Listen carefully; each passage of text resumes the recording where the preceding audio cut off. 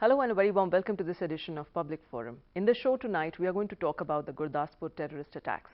3 terrorists targeted a police station in Gurdaspur district of Punjab on Monday after a series of dramatic attacks on a car, bus and roadside vendors. The gun battle between the terrorists and the security forces lasted for over 11 hours and left 7 people dead officially, including all 3 terrorists and 4 policemen. The attack has left the nation shocked and has compelled the authorities and security analysts to wonder if this is an indicator of the revival of terrorism in Punjab after 2 decades. We discuss it in today's edition of Public Forum.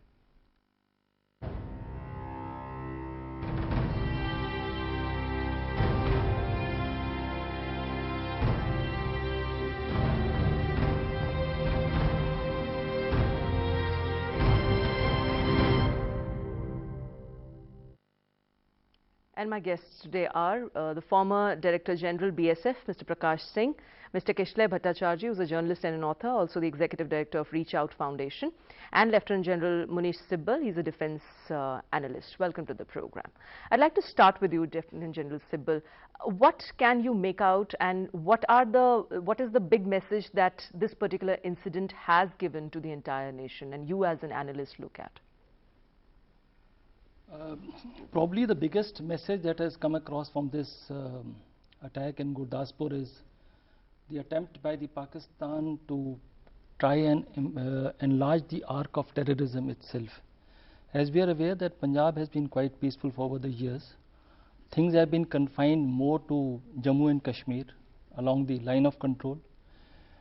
We have also had terrorist attacks in the IB region of J&K, that is the areas of Jammu and Kathua. While we call it as the IB, the Pakistanis call it as the working boundary. We have had such attacks there before also. Now this is something which has come after a long time, which is happening in Gurdaspur. So therefore the first point which I feel is an attempt by our neighbors to enlarge the arc of terrorism. That is the major issue that they have tried to. And for all the obvious reasons, Gurdaspur became the target because of its geography, because of other reasons, Mr. Singh? Well, yes, Gurdaspur is very proximate, close to Jammu. It has borders with Pakistan. I agree with what the General said, but there could be another angle to it also.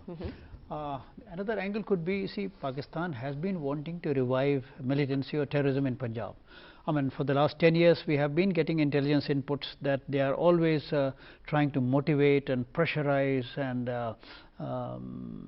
sort of induce the different terrorist leaders who are, some of them camping in Pakistan, some camping in Canada and other European countries, that you should revive militancy in Punjab.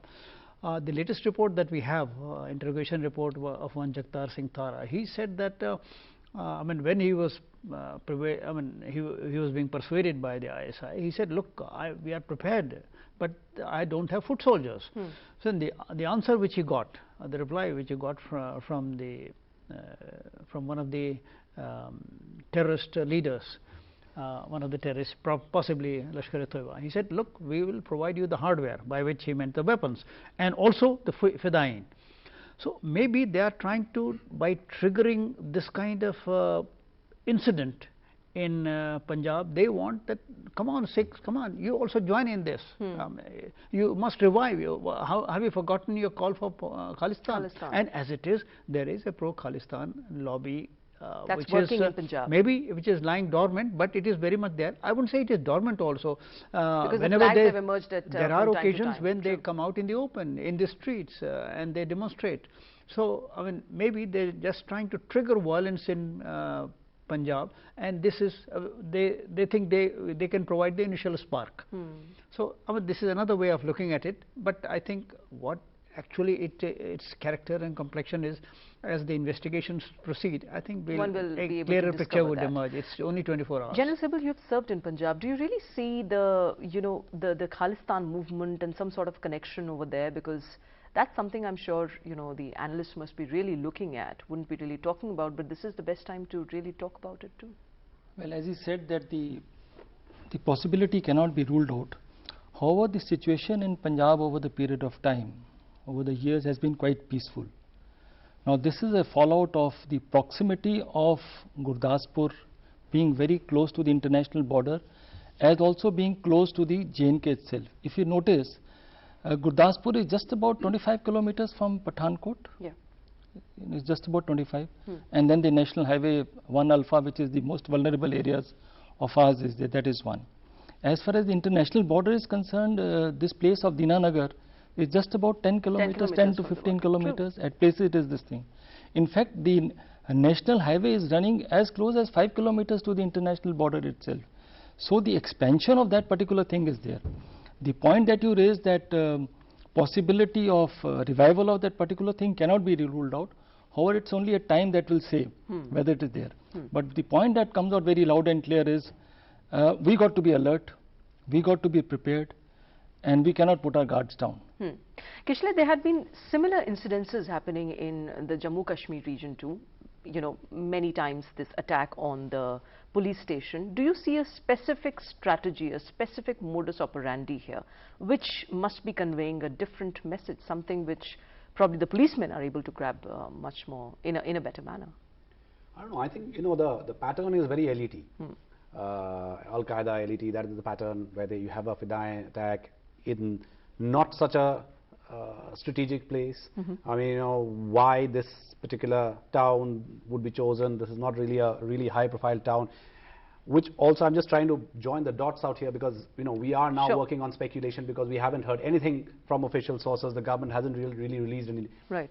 So I'm connecting from the thread, what the previous guests have spoken about, the Khalistan movement, and again the pattern. I was, you know, 2 weeks back, I was in Ottawa in Canada, and I was speaking to the National Security Advisor of Canada, and they said that they are actually tracking pro-Khalistani new movements and about, you know, the money being transferred. So there is obviously some movement happening. And, you know, Canada earlier was also, you know, that's where the money was coming from, even during the mid-80s. If we say that it is Canada, the pro-Khalistani, or maybe a homegrown group, I would be more convinced about a homegrown group till we get official things. More clarity on that. Because we are forgetting one thing. One was the Fidai attack in the police station. But we are not asking who's planted the explosives on the railway track. Railway track, true. Okay, which means either a group has already come in and is here, or else there's a sleep. If we are saying that it's a group coming from across the border, which means this group has used this incident as a diversionary mechanism, so the entire law and order has will be focused out here, and they are planning a bigger attack. Okay, that there are sources in the government which says that the government now has intelligence inputs of that other parallel bigger attack. And remember, within hours of this attack, the government actually shut down all the schools in Punjab. But the pattern, as you said, to come back to the pattern, that's why I mean, I would be more convinced that it's probably a homegrown group, or has very strong homegrown ties because of this the railway. And in fact, if the railway you know, catastrophe could not be averted, that would have been really big. You know, I mean, I think that has been averted. That's right. In a sense, because that was a much bigger one. So, and that has been an intelligence failure there. A ceasefire violation is not necessarily a, you know, a big intelligence failure. I think the intelligence failure was actually not identifying explosives on a railway track. But again, coming back to the pattern, really is that it's a very elite Al-Qaeda pattern. So, and what would you like to say about you know, the pattern, since, you know, it just takes you back to the 26/11 attacks, the way they had a free run on the road, walking down the road, shooting whoever you want, killing whoever you want, injuring people, taking down their car, attacking a police station afterwards. What does it really say? I mean, is there something else also beyond, as you said, that there was, of course, a parallel strategy, and the strategy there was, in fact, the plan there was much bigger than what we had seen here. Do you see some sort of, you know, reminiscences of the 26/11 kind of attacks too? Because people are drawing those parallels too. I think 26/11 was very different in dynamics and strategy. I think last year what they did in Kathua was similar. They came, there was a police station, they took on tempo again, and they, you know, entered the army camp. That was far more daring actually to do that. This time it was a police station which was not fully manned. I mean, it did not have as many personnel inside.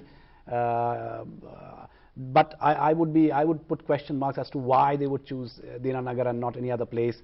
Closer to the border, but I would still suspect that it was a diversionary attack, and you know, they had something, and there was another group, or there is another group definitely moving around somewhere, and you know, the government not releasing too many details also makes me question that perhaps they know more than what we Mr. Singh, what's your take on this?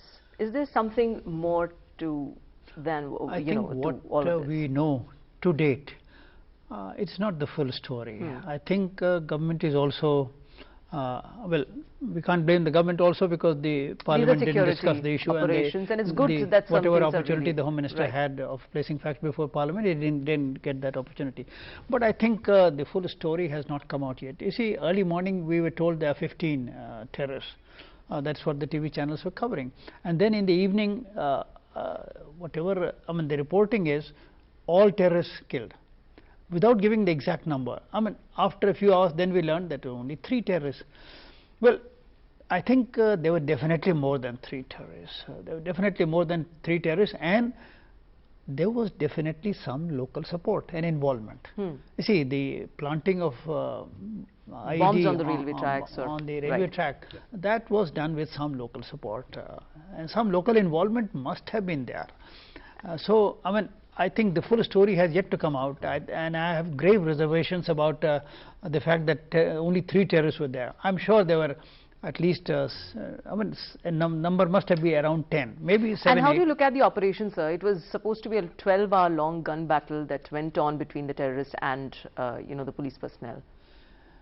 Well, in these operations, you don't you are not in a great hurry to squash it, to destroy it, because you are not sure about the facts.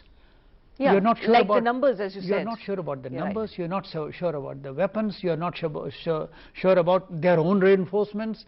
So, I mean, you're groping in the dark. I mean, it's all very easy to be wise after the incident. Oh, only 3 were there. Why did it take so much time? But you don't know that there were only 3 inside that building. So, I mean, as long as you achieve the results, it doesn't matter whether you achieve that in 4 hours or 6 hours or. And you know, parallelly we saw reports emerging of the sophisticated weapons they had, which in fact the DGP of Punjab also admitted to, and the weapons that we had, you know, the police personnel had. That's something I think which always becomes a police personnel. I think what you mean, police personnel of the police station. Right, police station. Police station doesn't have commandos. See, police station, they are there for civil police duties. They are not even armed police.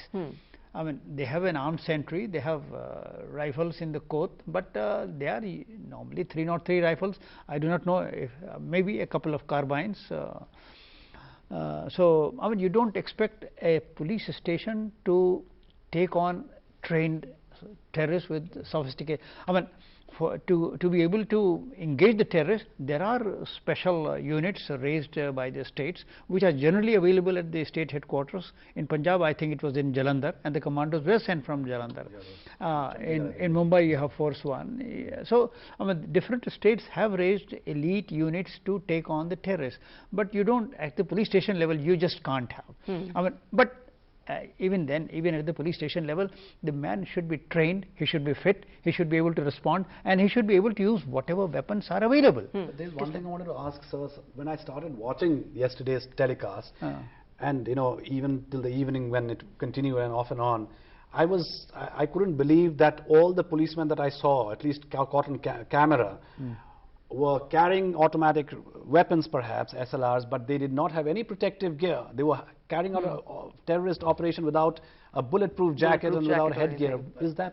You see, at the police station level, the bulletproof jackets are never there. But when the reinforcements came, I'm saying. See, bulletproof jackets, when you know that you are going to engage terrorists, then you have time to equip yourself with bulletproof jacket. But when you are responding to a sudden development, a sudden challenge, I mean, you don't say that we won't go to fight because we don't have bulletproof jackets. Right, so the risking of life is something which just comes parallelly. The superintendent of the police, part of the police job, died there in those. But you know, the fact that there is so much here to understand and to in fact peel off and see as to how and in which manner are these people really operating within the country or from outside the country.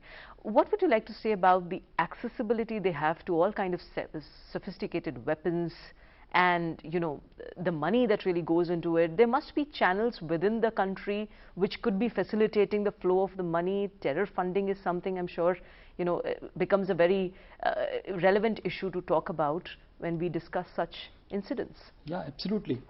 First of all, I want to just highlight this point. The pattern is very clear in the incidents that took place in Samba, in Kathua twice, and that have taken place before also. So the first attempt is to try and infiltrate, and then something is try and reach a particular place. The second thing that you modus operandi comes clear is hijack a vehicle and then get on to targets which are there. Right. Now target may be a police station. In fact, most of the cases have been police stations, army establishments, authorities of government which are there. And the other thing which is coming out clear is that the timing of this thing is something which is between 4 o'clock to 5 o'clock, and that is the time where we find that normally you find that the alertness is low. Alertness is low for reasons that over the night people have been there and then they are going in for their morning this thing. Now that is the time which people have to be more alert. The point which has been brought out by the DG is very valid. I think somewhere down the line, whatever establishments are there, security establishments, they got to be geared up for these things itself. You cannot be just on a particular sentry and not having this in the readiness to respond. Now the point that you brought about the weapon systems itself, the weapon system with them are the best. They got the AKs, the GPS, they got the GPS, right. they got the UBGLs, they got all the type of weapons that they are there. And the point I wish to highlight is, since it is a Fidain type of attack, they have come prepared to lay their lives. They know that they can't go back. Moment the shot is fired and you come to know which is there, the target is going to be cleared. It may take 2 hours, it may take 6 hours, and it may take. The question you raised is very clear. Why 10 hours, why 12 hours? Time is at our disposal. Only thing is we don't want to cause collateral damage. We also got to look at it, like someone was making, are there any hostages? Fortunately for us, there were no hostages in this particular case. But then the police tried to wean them off, to wave them off, and then subsequently neutralize all those 3 people which are there. Yes, we need to equip our forces, whether it's the police, whether it's the BSF or the security forces, with the best of weapon system and the best of equipment. Fortunately, we didn't have any casualties other than the the SP, because where we saw some of these men who were roaming around in that shorts and in any of this particular thing, anything could have gone wrong. But hats off to these boys that there, and Punjab police, I would say, over a period of time have done well. They have acquitted themselves well, and I think they had a point to prove, and that's why you find that the army did not come in. They did not request for the army. They wanted to clear it themselves. To that extent, I think we must give them the credit. But the point that you are bringing in, equipping of the forces, their readiness, their alertness, their response has to be quick so as to minimize the damage. I also wish to highlight this point about the damage which has been averted. It's a very major damage on the railway track. That's right. Had the train moved from Amritsar to Pathankot, which is a very busy line, it would have caught. It was on a bridge, and had that thing been blown off, it would have caused a major this thing. And to that extent, I think we must salute that gangman who was there, who was able to check and then inform people that this is where it is. And also some of these local people who have come across. Look at that bus driver who was so alert. That's right. I would say that had he stopped the bus, these people would have got into the bus and massacred all those people. True. They could have done any of these things. For them, the targets are any amount of targets are there. Any civilian killed. It's the number that counts. It's the number then count.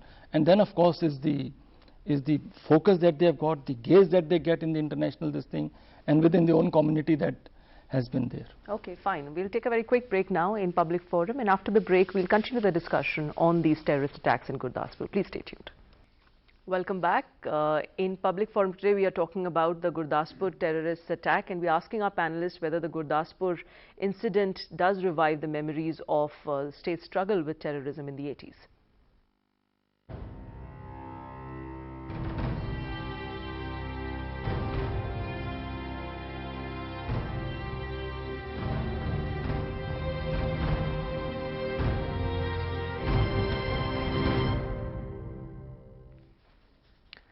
Mr. Prakash Singh, you see, since I talked about in the last segment also, one really has to see whether what kind of alarm bells are really ringing here and what is the larger message here for Punjab, because that's something one really has to see. There had been pro-Khalistan movement, which you also said, which the reports also reveal had been, there has been slogans which had been, raised in the past too by the groups in that region, and there is supposedly a factor of some sort of internal support which these terrorists could have got, something which Kishle also hinted at. Now, the probability of that kind of a scenario in Punjab and the fact that how is the state government really dealing with it, I think that's a very interesting and a very important angle which one really has to look at and analyze. You see, I would say that peace and stability in Punjab should not be taken for granted. We have to be very vigilant, and we have to ensure that whatever plans Pakistan has, and they have plans, they are working on it, and we have definite proof of that in the form of interrogation reports and of course other indications also. Government is fully aware of their plan to revive militancy. That being so, we should not take peace in Punjab for granted. And now the question is the government of Punjab serious about it? I mean, my answer is no, definitely no. On the contrary, I'm disappointed that Punjab government, whenever there was the slightest indication of something against the current, against the state, in favor of militants, in favor of Bhindranwala and the other icons of terrorism, the Punjab government soft pedaled it, and they tried to follow the line of least resistance or least sort of charge or least action against such elements. That has been their attitude. I'll give you a couple of examples. A memorial was built for Jarnail Singh Bhindranwala inside the Golden Temple. Government just accepted it. They did nothing about it. They said, what difference does it make? That was their attitude. So, I mean, you see, these are little things. If you keep on ignoring them over a long period of time, it only emboldens. Another couple of examples. A service was held to honor the assassins of Indira Gandhi. There also government didn't intervene. Service is being held, so what? Assassins of Indira Gandhi, who was then the Prime Minister of India. A third example. The man who was involved in the killing of Byain Singh, Balbir Singh Rajauna, I mean, when he was also sentenced to death, and like the kind of controversy we are seeing in case of Yaqub, there was a controversy about his hanging also, and there was popular agitation in several districts of Punjab. What is worse, the Chief Minister of Punjab, to the best of my memory, he along with his son flew to Delhi to prevail upon the Home Minister of India that this hanging should not take place. Now, are you not playing cheap kind of politics? Are you not being soft on terrorists? Are you not being soft on a self-confessed assassin? He said, yes, I have killed Byain Singh, and I refuse to apply for pardon. He didn't apply for pardon. And here is the Chief Minister of the state canvassing for his life. So, I mean, the state government has generally been very soft in handling the slightest eruptions, indications, manifestations of terrorism. Okay. Now, this is Something not on. This is not on. When you are dealing with terrorism, you have to be strict, you have to be firm, you have to be uncompromising. I mean, the government talks of zero tolerance. I mean, zero tolerance, and here it is maximum tolerance. But you know, this time and again you hear the state government saying that this happens to be a national issue. Terrorism is something which really cannot be handled. It was the most irresponsible statement on the part of the Chief Minister of the state. What does he mean by say, yes, it's a national policy to how terrorism is to be tackled, but whatever happens within the state, law and order is your problem. You know this is happening inside Golden Temple. You know what is happening in district X or Y, and you say no, theek hai. You say what difference does it make? So this chalta hai kind of attitude which the political leadership in Punjab is adopting in the face of, as I said, the slightest manifestations or indications of pro-militant support. that is not good, and it will in the long run prove counterproductive, very counterproductive in fact. In fact, it's believed in one of the newspapers that carried the story today that there was a raw report which had alerted the Prime Minister's office also on the resurgence of the Sikh radical organizations. But General Sibal, do you think that all these factors put together, first of all, do you agree with what Mr. Singh just said, and the fact that is it also making Punjab a very soft target now? Well, if we don't take appropriate action at the right time, you are going to be a soft target. I think he has quoted the incidents very elucidely, which are absolutely clear, and I am sure it's a wake-up call for the political establishment, not only within the state, but also at the national level, that you cannot have these things which are there.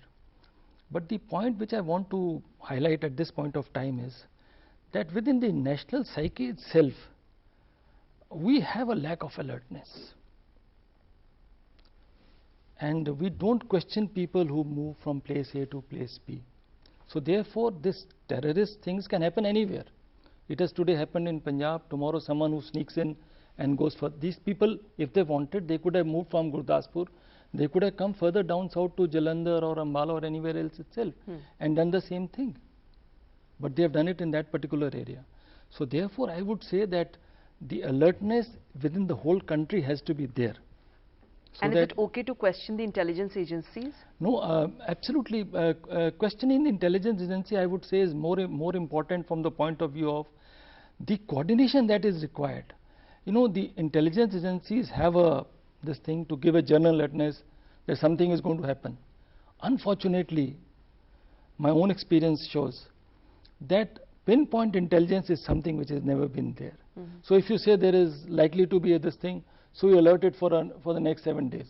So 2 days you go down, then you say alert it for the next 7 days again itself. You can have an alert line. Let's say in the J&K portion, you always have got alertness. Now here you find when you expand the arc of terrorism coming further south, which they want, and that is what they want in terms of tying down our security forces, whether it's the police, whether it's the paramilitary forces, whether it's the army, to tie them down.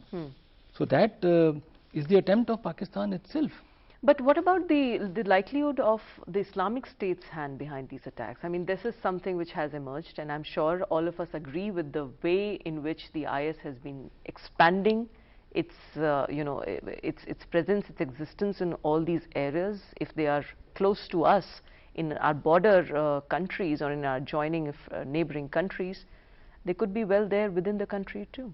Are there some sort of connections of that sort? Purely from academic point of view, I would rule out IS involvement. Yeah, right now, because when there's been a lot of deliberations, interest, and work going on the issue of radicalization, and how actually Muslim youth, even from Britain, UK, and other Western states, are joining the IS. Interestingly, India is actually raises a big research questions, which says that despite having such a large, one of the largest Muslim populations in the world, we don't have radicalization here. So even if we have the numbers, 5 or 6 of them had joined IS, that's not a really a big number. But you can't discount what is going to happen in the future, because IS is moving ahead, very stridently. The dynamics changing more or less. But one little thing that I wanted to flag, apart from Punjab, the government's being soft on terrorism, there is something which is very interesting that we need to take into account, is the drug cartel. Punjab has a huge drug problem. Anywhere where narcotics and drug cartels operate, these sort of groups actually take help of these cartels to infiltrate and come in and operate, and that is why Punjab could be one of the areas where we could see, and makes Punjab vulnerable. And the drug cartel in Punjab allegedly has politicians and policemen and other people involved in that. So Punjab makes for a very vulnerable and target for any group to operate, particularly when you're just 15 kilometers away from the border. I think that's a very, very important angle. Before coming to the drug problem, you see, about the Islamic State, a very relevant point which you raised.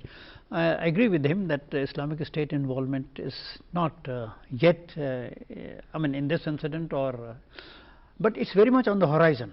It's very much on the horizon, and the fear has to be, and the possibility has to be kept in view.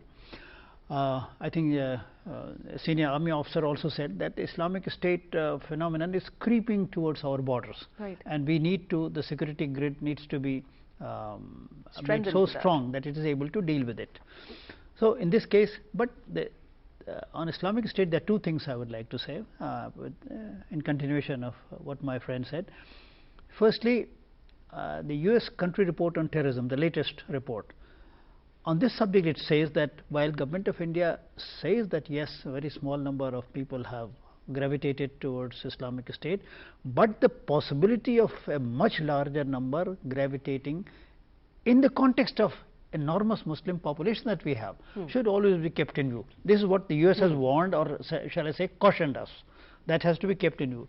Secondly, about the exact number, whether it is 5 or 6 or 10, well, according to some knowledgeable people, I read an article by Nalpat where he says this Islamic State support base has crossed the 4 figures of 1,000.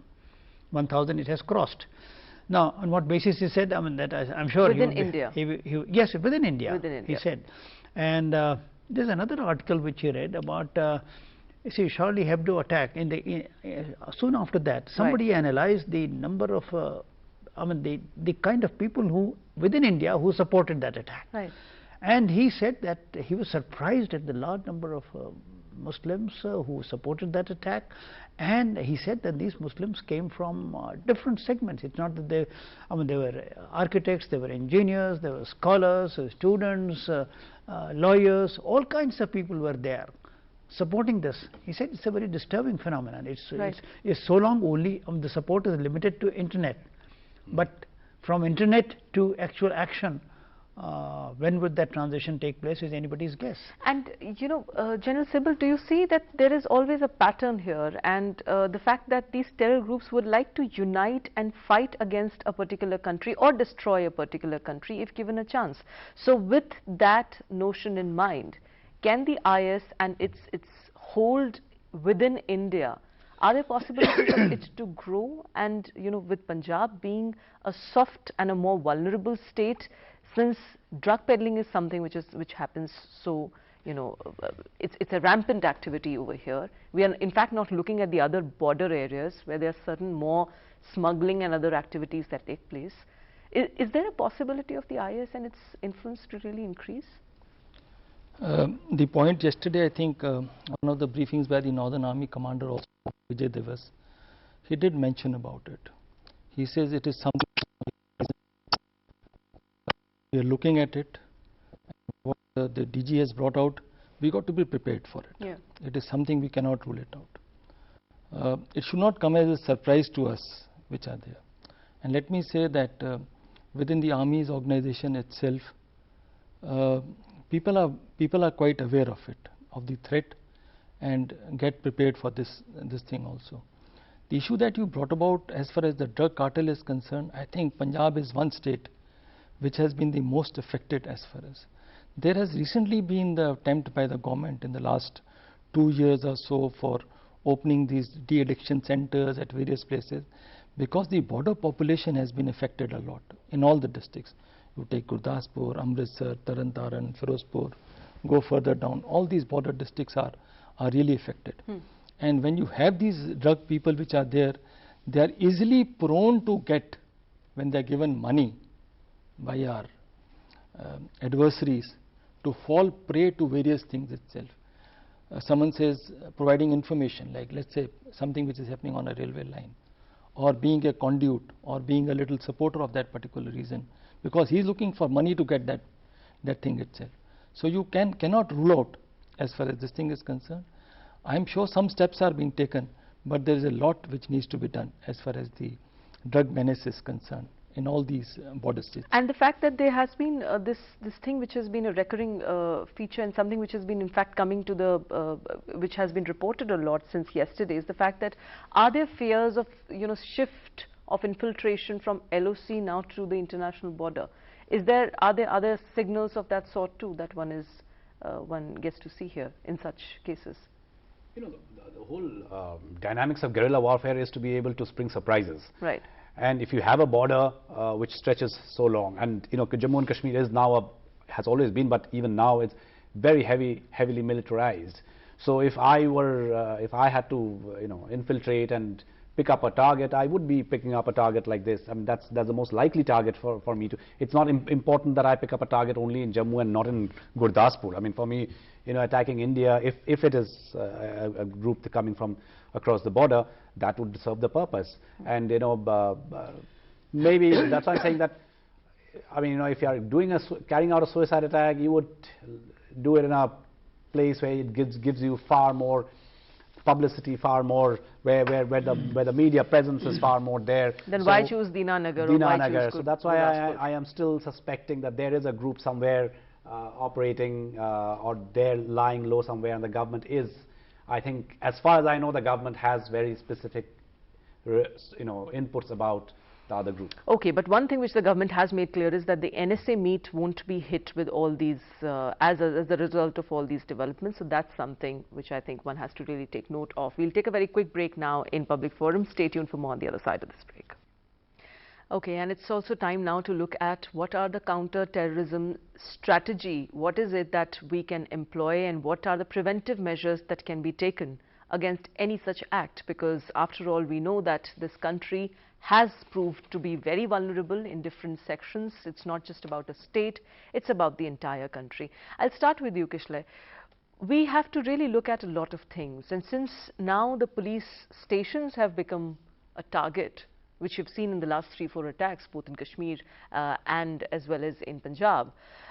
Do you think we are going back to the point of modernization of police force, something which I'll ask Mr. Prakash Singh too, and some other very effective measures that need to be taken? What is your stand? I think Mr. Singh personally has been pushing the reforms for such a long time. For such a long time, I have no idea why police modernization should not happen, cannot happen, because that is the answer to insurgency within the country. The army was always there for external threats, and the army's increased involvement, and I won't say increased involvement, I would say protracted involvement in internal security matters actually has created more problems for the army, for the various regions. At least we know two regions where there have been several problems. We know the northeast and Jammu and Kashmir. The police has to come in, and the police is, again, just to repeat myself, yesterday when I saw the policemen without their protective gear, it did not look good. It did not augur well that a live terrorist operation is going on, because we are not talking of the policemen in the police station, but we're talking of the reinforcements. We're talking of the commandos who came in. I did not see anybody actually wearing protective gear and running around. In fact, one of the superintendent of police who died was shot in his head. And if you go back to the 26/11, you remember Hemant Karkare actually wearing that photograph of him wearing the bulletproof jacket, which was actually did not cover him fully, and he was shot. And so we know that there is a problem of protective gear, and I don't understand why Punjab, having gone through such a situation in the 80s, having dealt with it as they claim to have dealt with it, is still not prepared to deal with it, because Punjab, again to repeat, is a very vulnerable place. We've seen one of the worst phases of Indian militancy, terrorism, insurgency in that state. We've been able to deal with it, but it is, of course, at a situation where it's close to the border. Infiltration can happen at any point of time, and I'm sure infiltration happens because the drug cartel continues. With Kashmir being so militarized, Punjab is going to be the next target. There is already underlying pro-Khalistani groups operating on. They would like to make their presence felt in some way. So it's but obvious that the police has to be strengthened, at least in these states, if not overall. I mean, it has to be overall, but even if they go phases, they have to pick up areas, vulnerable areas, and strengthen the police in those areas. Mr. Singh, is it only about the modernization of the police force, something which I shouldn't really be using the word only, because modernization of police force has everything in it, and which would mean equipping the police stations and the police personnel with all kind of important things that they really need to counter any criminal or terrorists, 10 times the magnitude of a criminal. Modernization is absolutely important, and there can be no two opinions about more vehicles, better communications, better equipment, better rifles, more forensic support. There can be no two opinion about it. But you see, there is something else which is intangible, which can't be seen, but which has to be there. That is your level of motivation. What is the level of motivation? Today, unfortunately, the motivation levels of policemen, and now a stage has come when even the Standard Armed Police Forces, the motivation levels are very low, very low. I am sorry to be saying this, and motivation level that can go up only if a certain work environment is created. The environment in which you function, the support which government gives you, that is going to enhance your motivation level. And what is that environment? Number one, say housing. What housing facilities you have? I mean, the housing, I think that less than 40% is the housing which the government provides to the policemen, whereas they are committed to 100% for the non-gazetted ranks, and they have less than 40%. And in most of the cases, it is terrible. I mean, whatever police housing we have, it's in bad shape. Then there are a lot of people who are without houses. They have to take. I mean, it's the working condition makes it very difficult. Then, I mean, why do you expect a policeman to be on duty 24 hours a day? Why can't you have a shift system? I say that, all right, if you can't have a 8-hour shift, at least start with 12-hour shift. Then you give them at least a weekly off. So these are little things, and most important, insulate them from extraneous pressures. You see, I mean, I mean, with all the better equipment and sophisticated gadgetry, they would be effective against the terrorists, yes, to an extent. But what will happen in peacetime? These politicians who are using them for all kinds of wrong purposes, they would be using the well-trained and well-equipped policemen against their political opponents. So but sir, is it possible to provide them the bulletproof jackets to every police personnel in this country? That's not possible. Not that's not possible. You can have at district headquarters, say about every district headquarter, depending upon the size of the district headquarter, say from 50 to 200, and then it be supplied. Well, you need it. You are going to have this problem. Here it is. So it will be kept in the police lines to be given to the police station, which thinks it's going to need, say. I think one of the crucial things which which one notices, not in these areas but in the Naxal affected areas, is the intelligence and the coordination between the intelligence bodies and the police, and as well as the army and the police. I think that's something which one really has to address, because after all, we are not bailing out the connections that these groups can have with each other, which combinedly can really destroy the peace of this country. In fact, intelligence has been one of our major drawbacks itself within the complete establishment itself, and to that extent we have a plethora of agencies. We have the intelligence with any of the organization. We have the police, we have the BSF, we have the IB, we have the RAW, we have the army. While the attempt is being made to coordinate all these efforts which are there, unfortunately it is not meeting the requirements as such. What is more important is the dissemination of the intelligence on a real-time basis, so that the people are able to react on it. The coordination between, let's say, the police station which is there and other agencies which are there on ground is not there. One has handled some of these aspects physically on ground, and the one-upmanship which is there is something which is taking its toll. I would say that the coordination which is required is a must. Let's take the situation on ground today. You have the international border being so well looked after. Let's say the IB is fenced, but still the infiltration is taking place. Right. Now someone will say, how can it happen? Yes, it can happen, because still the terrain is so difficult. Let's look at the terrain in the areas of Kathua and the areas of Ravi River and all which are there. You have so many tributaries, you have so many ravines, you have the floods where the thing is washed away, you have tall grass, and if you do not put effective surveillance mechanisms in place and further strengthen these areas, these are bound to happen. Having done that, if something has happened, I think sometime we got to accept it. Yeah, okay, the infiltration has taken place. Okay.